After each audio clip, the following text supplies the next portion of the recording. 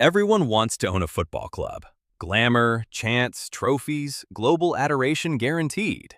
Buy the club, own the fantasy. Except football clubs rarely turn profit. Most clubs bleed cash every season. Somehow gate receipts still hit millions. Broadcast deals dwarf entire national budgets. Yet owners go bankrupt constantly anyway. How does that math even work? A business built on pure emotion. Emotion doesn't respect balance sheets, though. Fans demand trophies, not efficient spending. That demand becomes a financial trap. We're breaking down the real economics, where the money actually goes missing. Every transfer window hides a gamble. Every contract renewal risks the wage bill. Every relegation threatens total collapse. Owners chase glory, not dividends. That's the paradox nobody explains up front. Football clubs generate enormous gross revenue. Ticket sales, sponsorships, media rights, merchandise. Still, most clubs post annual losses. The sport punishes rational financial behavior. Spend less, and fans revolt instantly. Spend more, and the debt grows. There's no comfortable middle ground here. This is the true cost of glory. Tier 1 starts absurdly cheap comparatively. A lower league club costs little. Some fifth-tier clubs sell for pennies. Think $50,000, sometimes less. You're buying debt, not glory, though. Stadiums crumble, wages eat every pound. Sponsorship money barely covers kit costs. This tier survives on pure passion. Owners here often lose money yearly. Volunteers often outnumber actual paid staff. Matchday revenue might total a few thousand. Break-even feels like a genuine yearly achievement. Tier 2 jumps into serious territory. A championship-level club runs deeper costs. Purchase price often exceeds $40 million. Wages alone can hit $20 million yearly. Parachute payments barely soften the blow. Promotion changes everything about the math. Miss promotion, and losses compound quickly. This tier gambles on one golden season. Player wages balloon fast at this level. One injury crisis can wreck an entire season. Owners here dream of Premier League riches. Tier 3 enters billion-dollar valuation territory. Premier League clubs now sell for billions. Chelsea changed hands for over $4 billion. Broadcast rights alone fund entire operations. Global sponsorship deals dwarf ticket revenue completely. Owners here aren't buying a team, they're buying a global media franchise. Sovereign wealth funds dominate this tier now. Profit becomes almost secondary at this level. Influence and prestige matter far more. Debt financing often funds these mega purchases. Interest payments alone can reach tens of millions, yet valuations keep climbing every single year. Think of transfer fees like mortgages. You don't pay the fee up front. Clubs spread costs across the contract. This process is called player amortization. A £40 million signing gets divided across a 5-year contract length. $8 million hits the books yearly. Sell that player early, penalties apply. Remaining value becomes an instant loss. This is why panic sales hurt badly. Regulators watch this number extremely closely. Profit and sustainability rules cap losses allowed. Most leagues limit losses over 3 years. Break those rules, and points get deducted. Everton learned this lesson the hard way. Another key metric is wage-to-turnover ratio. It compares salaries against total revenue earned. Healthy clubs keep that ratio near 50%. Struggling clubs push past 90% easily. That means almost everything gets spent on wages, nothing left for facilities or emergencies. Here's the counterintuitive part nobody expects. Winning trophies can actually bankrupt a club. Champions League qualification demands bigger wage bills. Bigger wage bills demand continued Champions League qualification. Miss one season, and the math collapses. Leicester City nearly learned this the hard way. Success creates its own financial trap eventually. The trophy cabinet doesn't pay the payroll. Revenue splits into 3 core streams: matchday, broadcast, and commercial income combined.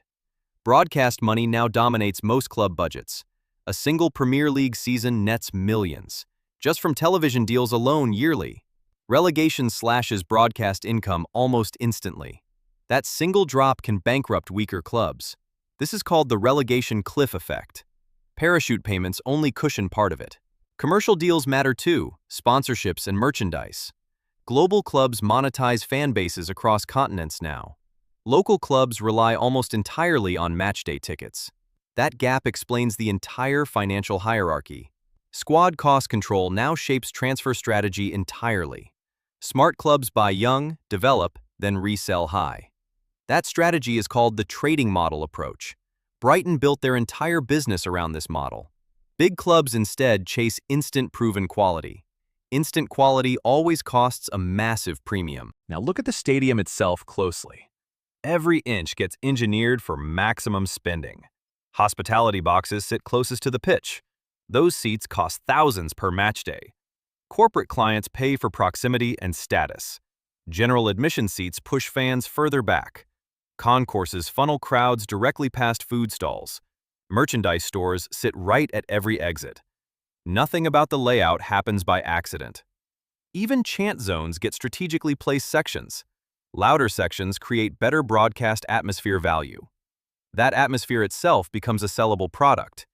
Even pitch quality gets treated as pure marketing. Perfect grass signals a well-run operation instantly. Perception drives sponsorship value just as much as trophies. Now consider the hidden liability underneath everything. Stadiums cost hundreds of millions to build. Clubs finance construction through massive, long-term debt. That debt sits on the books permanently.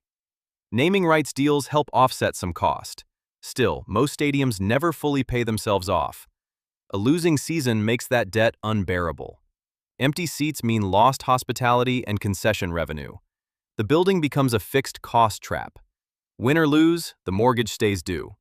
Some clubs lease stadiums instead of owning. That avoids debt but sacrifices matchday control. Coventry City learned that lesson painfully later. Losing your stadium means losing your identity. Fans stop showing up to away venues. Revenue and loyalty both quietly disappear together. The physical building is never just concrete. It's collateral, marketing, and community glue combined. Lose control of it, and everything unravels. Now for the fatal flaw hiding underneath. Success in football demands constant reinvestment upward. Stand still and rivals simply outspend you. That pressure pushes owners toward reckless leverage. Portsmouth proves exactly how this unfolds badly. They won the FA Cup in 2008. Spending had already outpaced actual club revenue. Ownership changed hands 4 times within years. Each new owner added more borrowed money.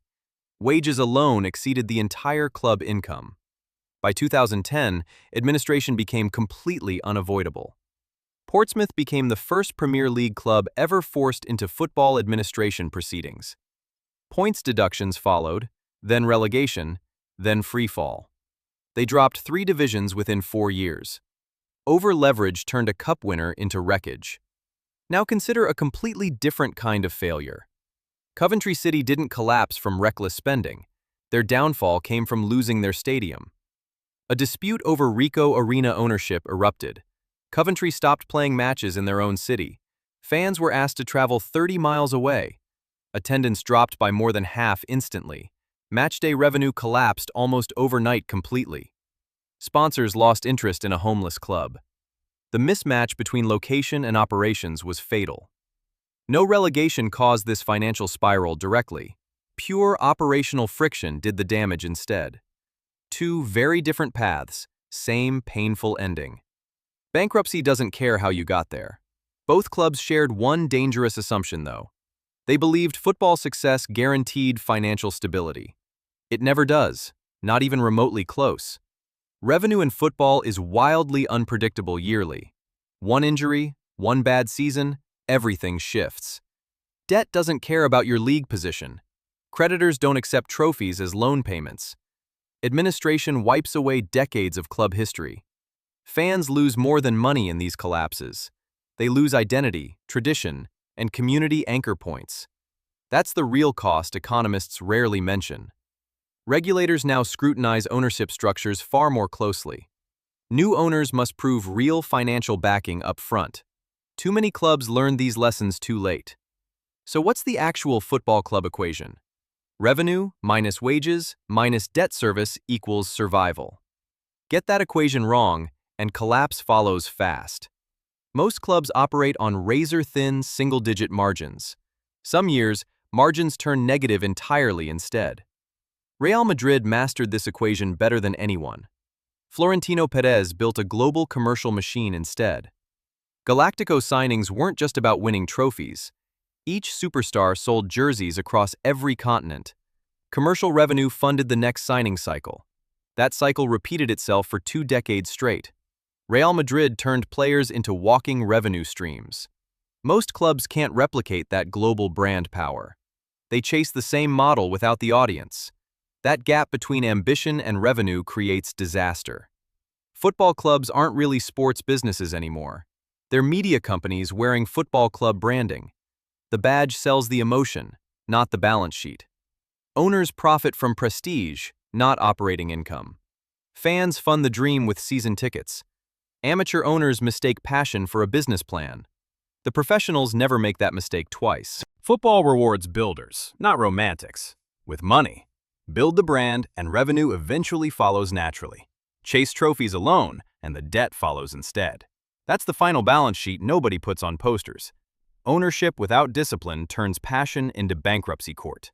The scoreboard lies about who's actually winning financially. Everyone else just funds someone else's trophy case.